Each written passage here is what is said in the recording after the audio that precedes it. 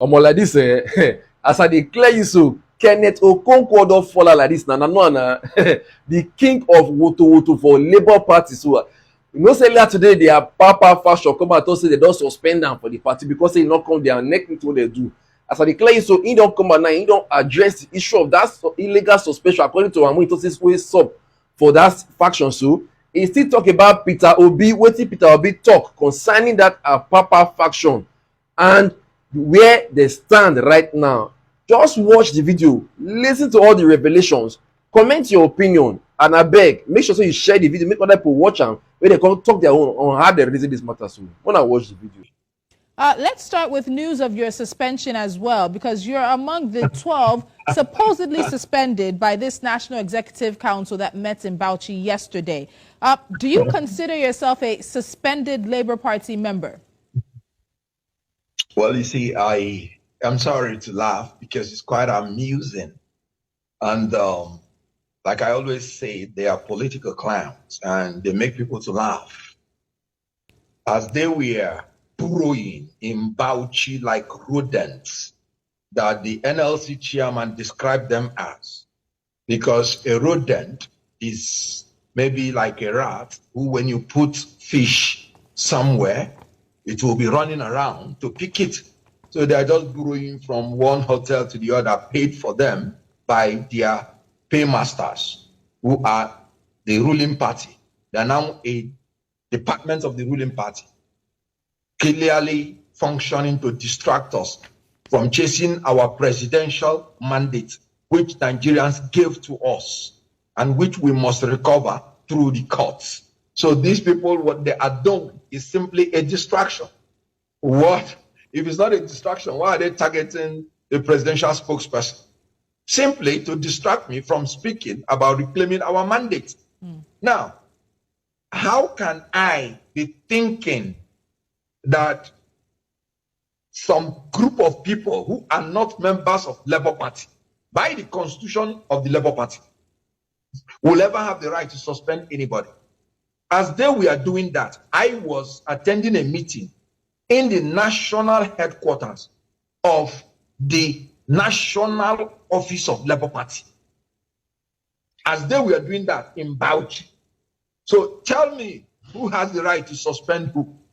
I was with all the state chairmen, all the state secretaries, all the members of the NEC, and we were having a meeting about our party. And they were burrowing in Bauchi. And they were saying that they are suspending people. Okay. So please, what authority are they doing that? And let me state one thing clear. There is no crisis in Labour Party. There is no faction in Labour Party.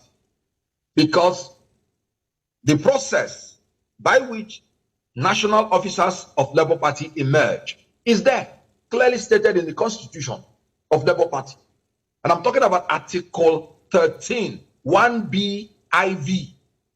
It is only the National Convention that has the right to elect or remove the national officers of Labour Party. Please, is there anybody amongst them there that is elected by the National Convention? And if there is a vacancy in the national officers, among the national officers, it is the NEC by Article 13, 2B XVI.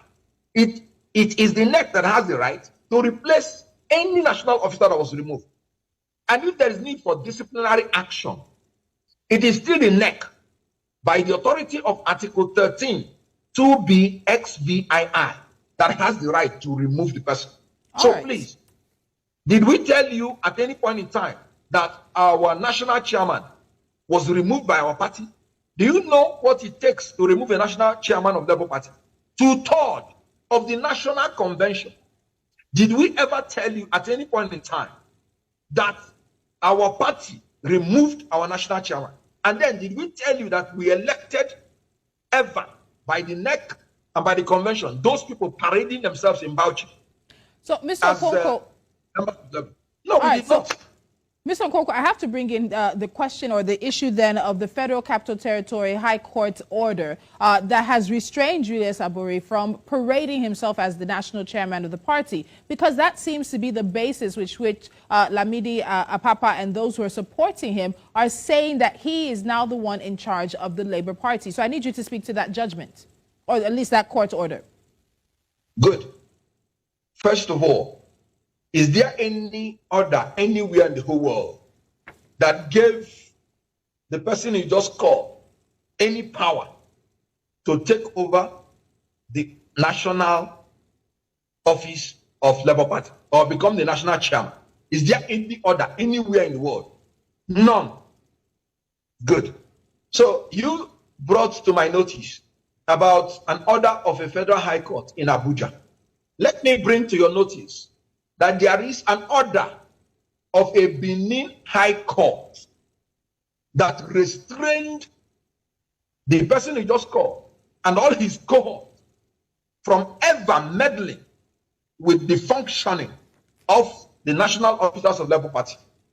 And if there are two orders from courts of coordinate jurisdiction, the person involved has the right to choose the order he would choose to obey, especially when one court order has jurisdiction and one does not.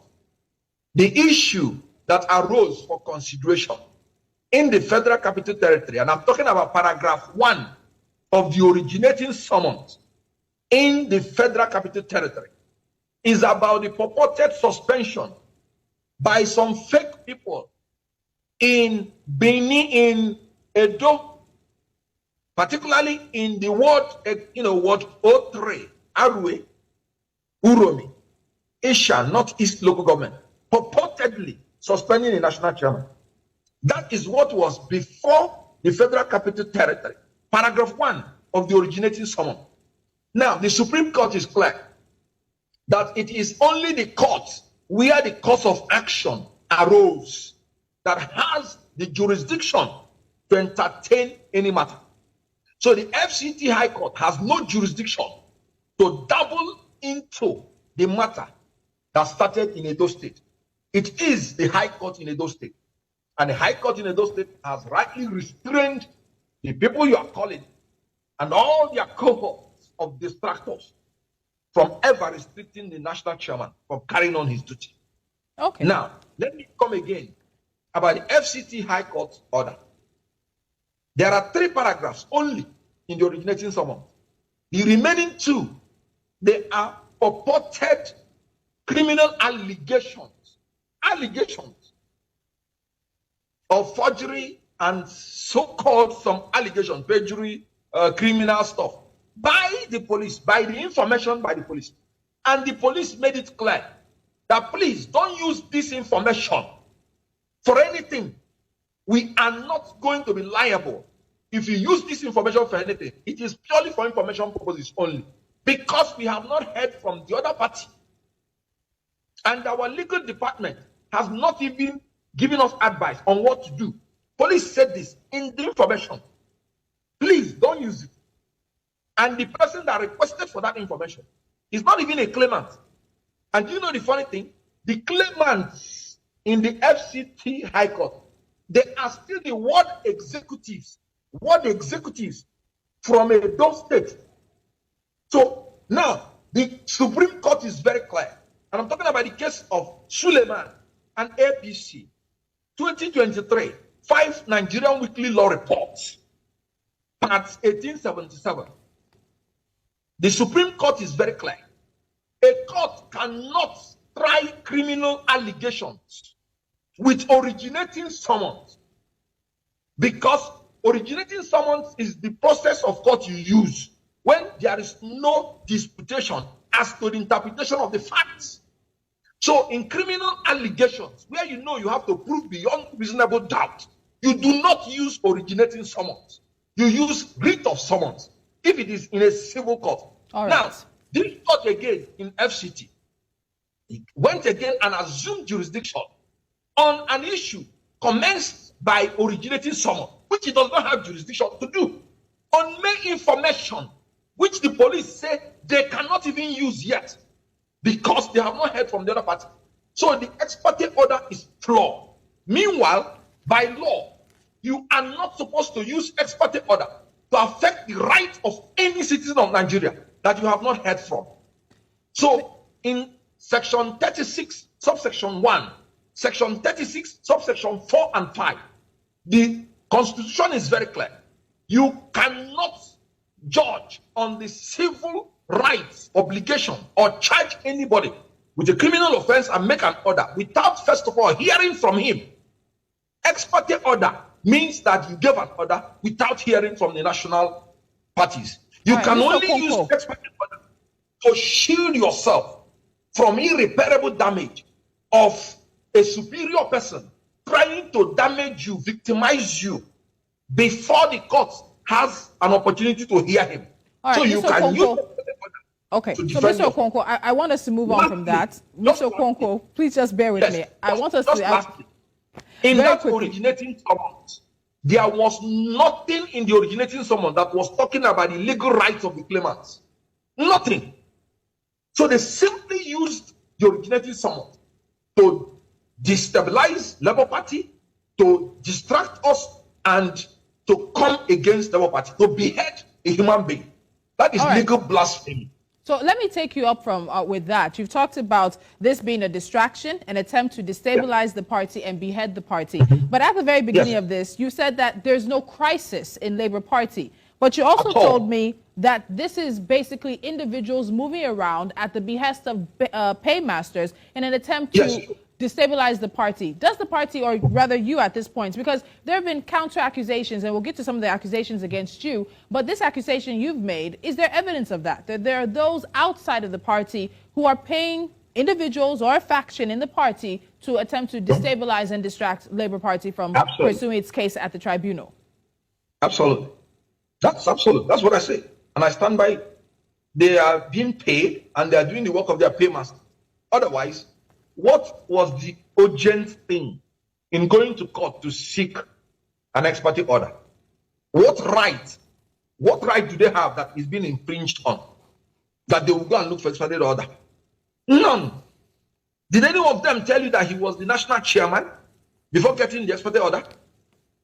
None. So why am I saying it's a distraction? Because why did they sit down now and say they are suspending the presidential spokesperson? Am I an executive of the party? They are targeting our presidential election tribunal. That is just what they are doing, nothing else. And to destabilize all other cases we have in the sub-regionals, in the House of Representatives, in the Senate, they are agents, nothing else. Haven't you seen their pictures raising the hand of gubernatorial candidates of the ruling party in Southwest? Haven't you seen their pictures dining with even the presidential candidate of the ruling party? They are out there in the internet. Are they not paymasters? That's what they're doing. Nothing else. And they want to use the instrumentality of the judiciary to perfect their perfidy. And they will not succeed because we know better. So if we are to go by the court orders that right now are conflicting, as you said, individuals will have a right when you have two courts of competent and coexisting jurisdiction, concurrent jurisdiction, that have made what it is now conflicting orders. We have to also look at what that party or that particular faction within the party is saying. Now, they've accused you of anti-party activity and unruly behavior towards Lamidi Apapa. How do you respond to these allegations? Again, as I said, there have been accusations and allegations flying from both sides of the party at this point in time, but directly to the allegations made against you and announced by the meeting or the NEC that sat in Bauchi State. Well, you just made a general statement. Please, can you give me the specific of the allegation? Well, we looked at the communique and it just simply says that it is anti-party behavior, unruly activity as well. So I'm asking to see if you have any idea where that may be coming from. I don't have any idea. Anti-party, I campaigned for all the Labour Party candidates from the presidential to the House of Assembly. And they, the ones purporting anti-party activities, openly endorsed, openly campaigned for the candidates of other parties. In Ogun State, they frustrated us from even having a gubernatorial candidate. In Lagos State, they frustrated us from having the National Assembly candidates. The same thing in a lot of states around Nigeria. I won my polling unit. I won my ward. I won my local government. I won my state. I won the presidential election in my state. Let them come out and say the same. The people that are purporting to be officers of the Labour Party, they lost their polling units and they're opening their mouth. They're opening their mouths to talk about suspension. They are not ashamed. The NLC president called them rodents. Rodents are people that go to steal things and take things that are given to them, droplets, to survive. Now, my principal said the act is act of rascality. Can you imagine that old man at his age claiming to be a national chairman of a political party and he has not met the presidential candidate of the political party? He has not met him. And we just finished our presidential election. Can you imagine Atiku coming out to tell you that he has never met an IU? Can you imagine Ebola Tinubu coming out to tell you he has never met Senator Ademu, the national chairman of his party? And you're still taking such people serious. For crying out loud, I still maintain that they are political clowns. I don't know them. They don't know me. And my principal doesn't know them. They don't know him. So why should somebody refer to such a person as having anything to do with Labour Party? Is that not an insult? I want to, you brought up your principal now, and that was one of the questions I was going to ask you about Mr. Obi's stance on the issues happening in the party, because you did reference, of course, the meeting that was held in Asaba Delta State, April 18th. That seemed to have the National Working Committee members, the state chairman, the secretaries.